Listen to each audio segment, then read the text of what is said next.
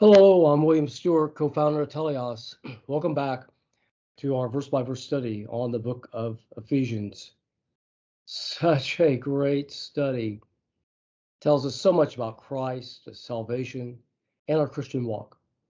We've just finished the first three chapters. The last time we reviewed and what we found in the first three chapters. So remembering that the first half of chapter 1, the characteristics of our great salvation.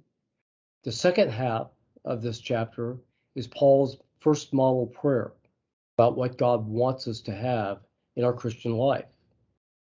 Chapter 2 involves the first half, the details of how to become a Christian and who we were in our prior life. The second half discusses reconciliation, first between Jews and Gentiles, and then as Jews and Gentiles as one single person to God through Christ, finishing with the spiritual structure of the church. Chapter 3, then, the first half, is Paul's ministry, which involves the knowledge that the church should have, that he fills up, that Christ was not able to give while he was here on earth. The last half, then, is his second model prayer for what God would want us to have in our Christian life. So the first three chapters deal with elements of salvation, moving to who we are in the church and and its structure, both in a physical sense and knowledge-wise. So the last three chapters are the Christian life, how we live within the church. So in verse 1, which we're covering in this session, says in the King James, I, therefore, the prisoner of the Lord, beseech you that ye walk worthy of the vocation wherewith ye are called.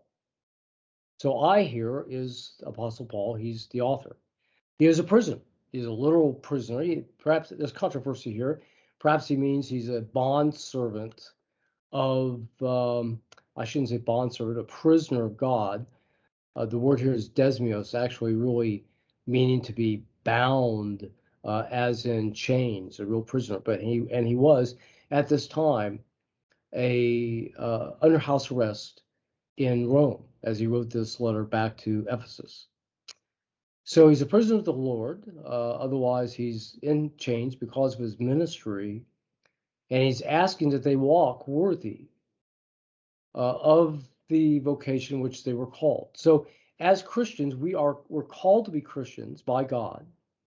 When the word called is used in the New Testament, the word kleo in the original Greek, though it's a general word for to call in secular Greek, in the context of the New Testament, it's calling from God to our salvation. When I say New Testament here, these are the letters to the churches by the apostles. So we have this great calling to our salvation by God, by his mercy, which we came to make this efficacious for our lives through our faith alone. So then by walking, which in the word here is peripateo in the Greek, it means our whole life and manner, how we live and how we speak and how we think, especially in the moral realm. So our manner of life should be consistent of the great calling that we have by God, otherwise his righteousness and his goals. So his first Christian life application to the Ephesians, based on those first three chapters, all about salvation and the church, is to live a life worthy of God. Okay, great start to chapter 4. Glad you joined us. Please join us next time. We get really into a lovely passage here about the foundation of the church and the Christian life. Please join us next time. I'll look for you then.